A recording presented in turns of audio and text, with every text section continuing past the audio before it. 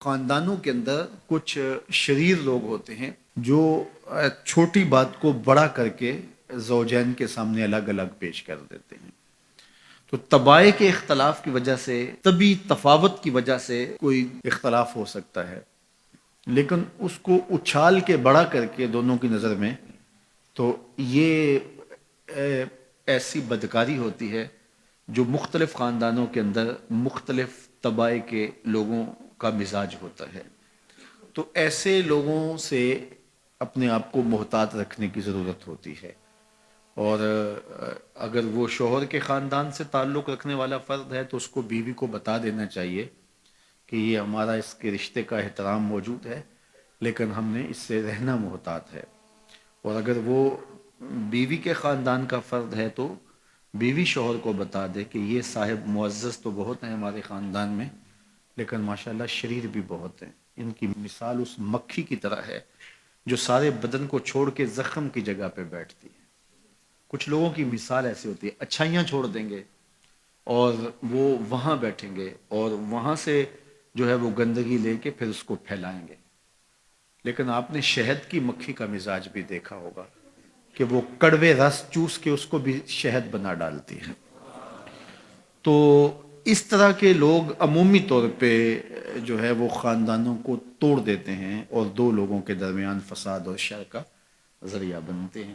یہ انسانی وجود کے اندر شیطان کے نمائندے ہوتے ہیں. اپنی ازدواجی زندگی کو، اپنی گھریلو زندگی کو بچانے کے لیے خاندانوں کے اندر اگر کوئی شریر طبع کا شخص ہو، کوئی بخسیس النفس شخص ہو، کوئی خبیث الفطرت شخص ہو، تو اس سے جو ہے وہ اپنے آپ کو محتاط رکھنے کی ضرورت ہوتی ہے، کیونکہ یہ طلاق کا سبب ہوتا ہے. طلاق کا ایک سبب والدین کی بے جا مداخلت بھی ہوتی ہے. والدین کی ذمہ داریوں میں شامل ہے کہ اگر کوئی اختلاف پیدا ہو جائے تو ان کو پاٹنے کی کوشش کریں. لیکن بعض اوقات میاں بیوی کے اختلاف اس نوعیت کے نہیں ہوتے کہ اس میں دخل اندازی کی جائے. کچھ لڑائیاں پیار کی بھی ہوتی ہیں، کچھ الجھاؤ محبت کے بھی ہوتے ہیں، ایک دوسرے کو نظر انداز کرنے کا گلہ ہوتا ہے. تو یہ وہ باتیں نہیں ہوتی کہ جس کو آپ پرے پنچایت کا موضوع بنائیں اور جس کو آپ جو ہے وہ بحث کے عنوان دیں اور پھر اس پر جو ہے وہ آپ جو ہے وہ اپنا بڑا ہونا ثابت کریں کہ ہم بڑے ہیں اور یہ کیس ہمارے سامنے لاؤ. نہیں، بلکہ یہ پیار کی لڑائی ہے. اس کے اندر بھی حسن ہے، روٹ کے من جانے کے اندر بھی ایک جمال ہوتا ہے، ایک حسن ہوتا ہے. اور میاں بیوی کا چونکہ رشتہ پیار کا ہوتا ہے تو اس میں یہ چھوٹی بڑی باتیں ہوتی رہتی ہیں.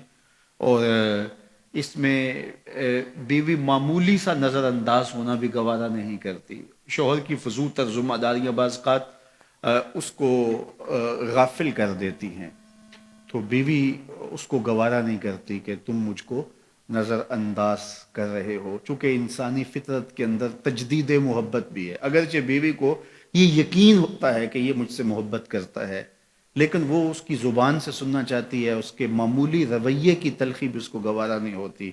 تو یہ ایک فطرت انسانی ہے اور مرد کو یہ سمجھنا چاہیے کہ عورت سے جو ہے وہ اس کا اظہار کرتا رہے. وہ کیا کسی نے کہا تھا نا کہ محبت میں عجب تکرار کی خو ہے، محبت میں عجب تکرار کی خو ہے، کہو نہ کہ مجھے تم سے محبت ہے. تو یہ فطرت ہے، یہ تقاضا ہے انسان کا کہ وہ اس کا اظہار کرے. تو بعض کا بندہ کہتا ہے کہ میں ٹوٹ کے چاہتا ہوں، میں دل دماغ سے روح سے چاہتا ہوں، تو مجھے کیوں بار بار کہنے کی ضرورت ہے. تو یہ چیز بیوی کے لیے تلخی کا سبب ہوتی ہے کہ یہ مجھ سے محبت کا اظہار نہیں کر رہا.